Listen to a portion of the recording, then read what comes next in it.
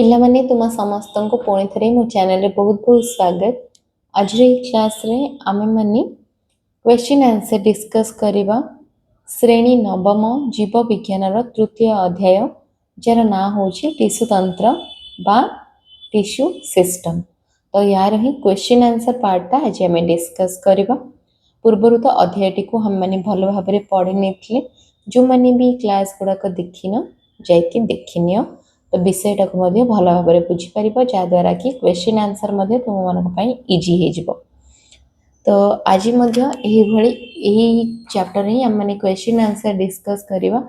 ତ କ୍ୱେଶ୍ଚିନ୍ ଆନ୍ସରରେ ପ୍ରଥମ କ୍ୱେଶ୍ଚିନ୍ ଯେଉଁଟା ଦେଇଛି ତୁମର 1 ନମ୍ବରରେ ଅଛି, ଯେଉଁଟାକି ହେଉଛି ଏଠି ଦେଖିପାରୁଥିବ, ମେରିଷ୍ଟେମେଟିକ୍ ଟିସ୍ୟୁର ପ୍ରକାରଭେଦ ଲେଖ, ଏହି ଟିସ୍ୟୁର ଗୁଣ ଗୁଡ଼ିକ ଲେଖ।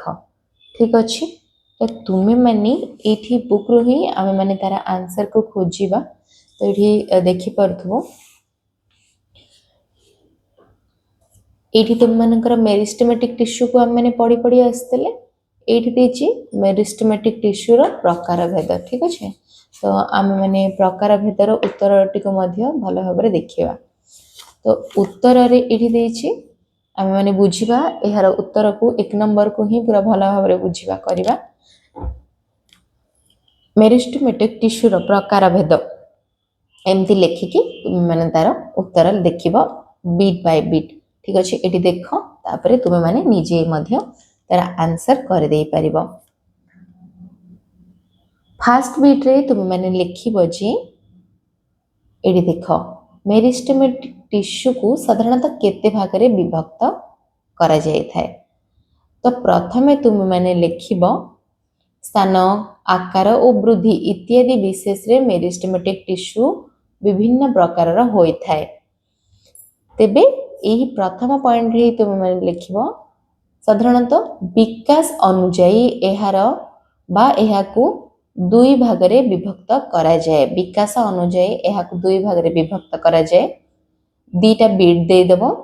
ପ୍ରଥମେ ଲେଖିବ କ'ଣ ନା ପ୍ରାଥମିକ ମେରିଷ୍ଟେମ୍, 2ରେ ଲେଖିବ ଉତ୍ତର ମେରିଷ୍ଟେମ୍।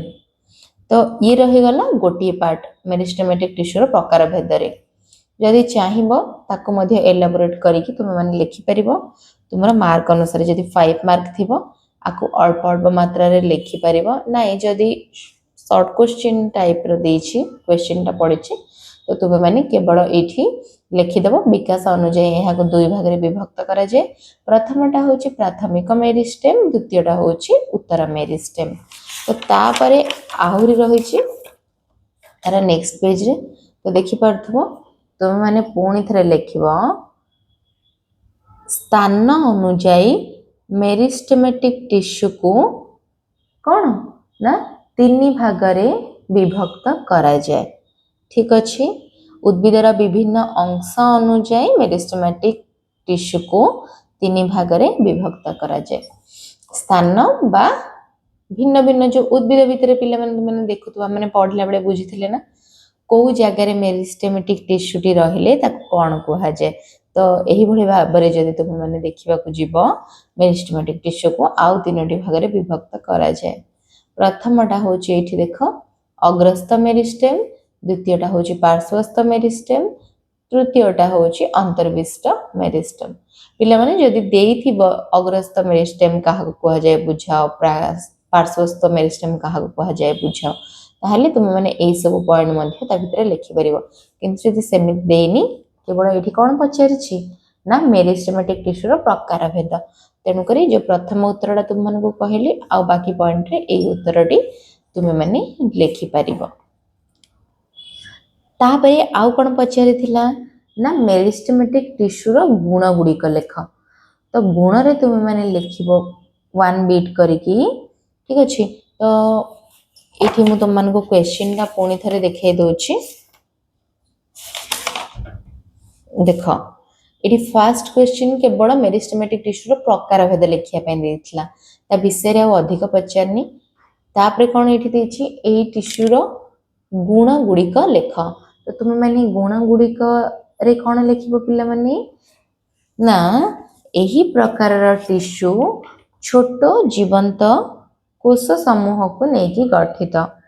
ଏହି କୋଷ ଗୁଡ଼ିକର विभाजन क्षमता जीवन सारा रही थाए माने हम जो मेरिस्टेमेटिक टिश्यूटी पढ़ुले स्टूडेंट्स ताहार कोष विभाजन जो कोष गुड़िक रही तार विभाजन क्षमता कौन ना जीवन सारा रही थाए तेबे आउ कौन होता है ना कोष गुड़िक आयतकार और कोष भितर अंतकोशीय स्थान न थाए ठीक अच्छे तो तुम्हें मैंने आउ गोटे पॉइंट रे कौन लिखिबो कोष गुड़िक साधारणतः देखा किपरि थाए यार आयतकार और कोष भितर अंतकोशीय स्थान न थाए जोड़ा कि ये रही देख मेरिस्टेमेटिक टिश्यूर गुण जो पचार आंसरटा तुम मैंने लिख आ भितर ना देखिपार ये अनेक पॉइंट देछि तो तुम्हें मैंने चाहिए सब गुड़ा को लिखिपर ना तो नहीं 3 ରୁ 4 पॉइंट लिख कहीं गोटे प्रश्न ही तुमको 2टा प्रश्न देछि तो कोष गुड़िक आयतकार और कोष भितर अंतकोशीय स्थान न थाए तेणु यही कोष गुड़ी को परस्पर सह संयुक्त आउ चाहिए लिखिपर तार गुण रे कोष भित्ति साधारणतः यार पतला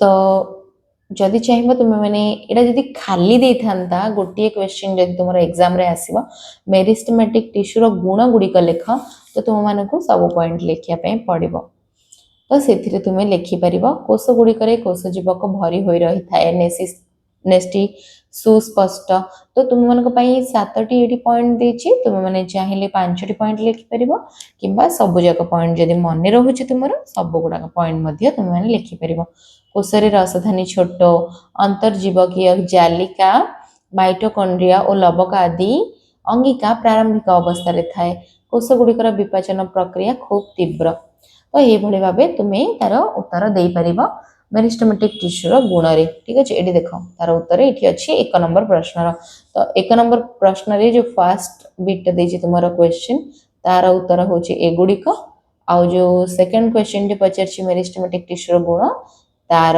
ये जो आंसर गुड़ाक एतिकी तो पिला माने जेहेतु एगुड़ाक लॉन्ग क्वेश्चन थिला आजिर जो क्लास रे आमे माने अल्प ताको डिस्कस कले भाबुची तुम मैंने ये जो क्वेश्चन आंसर टी पाई जाइथिबो और भल भाव में बुझी पारथिबो मध्य जदि कोठी तुम मानकु डाउट लागुची किछि एक्स्ट्रा क्वेश्चन ताहले तुम माने मते सेटा कमेंट सेक्शन रे जणाई परिबो और जदि वीडियोटा भल लागिला ताहले चैनल को लाइक शेयर सब्सक्राइब करि नबो एही भली सबु जहाँ भी तुमर अध्याय गुड़ी को बुझीबा पाई बेल आइकन को प्रेस कर दबो चैनल रो ऑल नोटिफिकेशन को क्लिक करबा द्वारा तुम पाखरे मोर चैनल रो सब नोटिफिकेशन पहुंची जिवो।